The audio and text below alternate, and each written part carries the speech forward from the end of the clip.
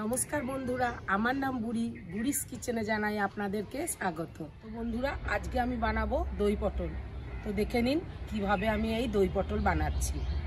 তো বন্ধুরা, আমি চলে এসেছি রান্নাঘরে গ্যাসের কাছে। দই পটল করবার জন্য আমি নিয়ে নিয়েছি পটল।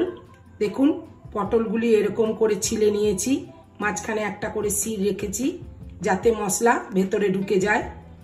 পটলগুলিকে ভাজবার জন্য দিয়ে দেব নুন হাফ চামচের মতো, আর দিয়ে দেব হলুদ সামান্য পরিমাণে।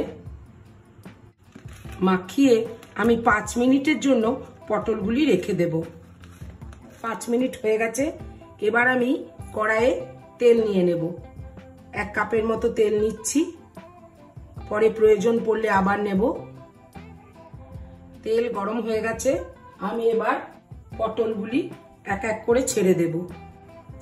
পুরো রান্নাটাই সর্ষের তেলে রান্না করছি, আপনারা ইচ্ছা করলে সাদা তেলেও রান্না করতে পারেন।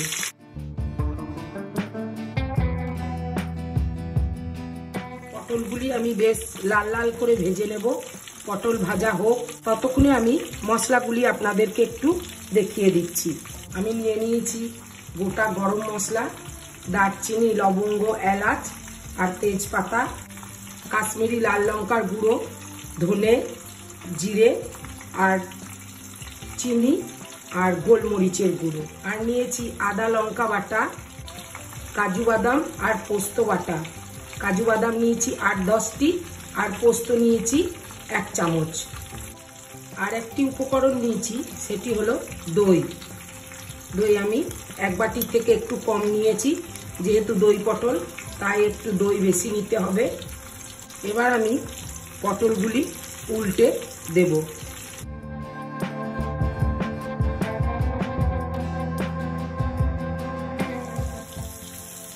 দেখুন বন্ধুরা, পটল ভাজা হয়ে গেছে।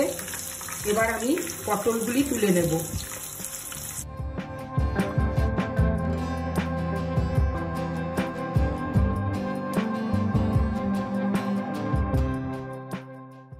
এবার আমি ওই তেলের মধ্যে দিয়ে দেব হাফ চামচের থেকে একটু কম কালো জিরে, আর দিয়ে দেব গোটা গরম মশলা।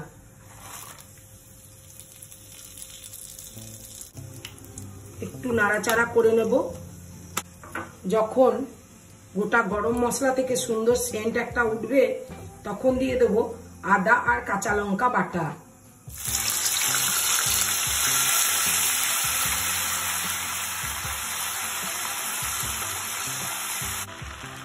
আদা কাঁচা লঙ্কা দেওয়ার পর একটু নাড়াচাড়া করে নিয়ে দিয়ে দেব আমি গুঁড়ো মশলাগুলি।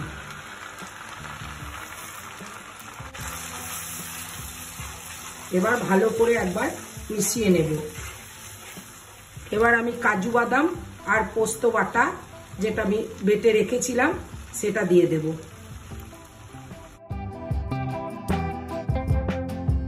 গ্যাসটা মিডিয়াম ফ্লেমে রেখে সমানে 1 মিনিটের মতো নাড়াচাড়া করতে হবে। পটল দিয়ে দেবার পর দেব আমি আন্দাজ মতো নুন। নুন দিয়ে আমি ঢাকা দিয়ে দেব, যাতে পটলের সঙ্গে মশলা ভালো করে মিশে যায়। বন্ধুরা দেখুন, পটলের সঙ্গে মশলা খুব সুন্দর মিশে গেছে, উপরে তেল ছেড়ে দিয়েছে। এবার আমি সবশেষে দিয়ে দেব দই।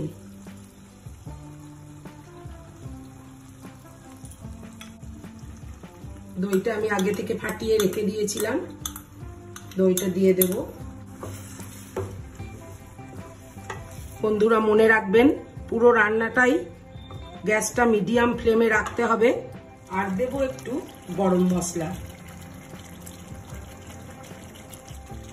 এরপর ভালো করে একবার নাড়িয়ে নেব।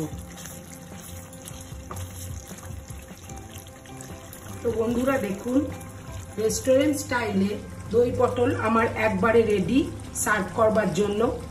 আপনারাও বাড়িতে বানান। আজ আসি বন্ধুরা, আবার কোনো একদিন দেখা হবে একটি নতুন ভিডিও নিয়ে।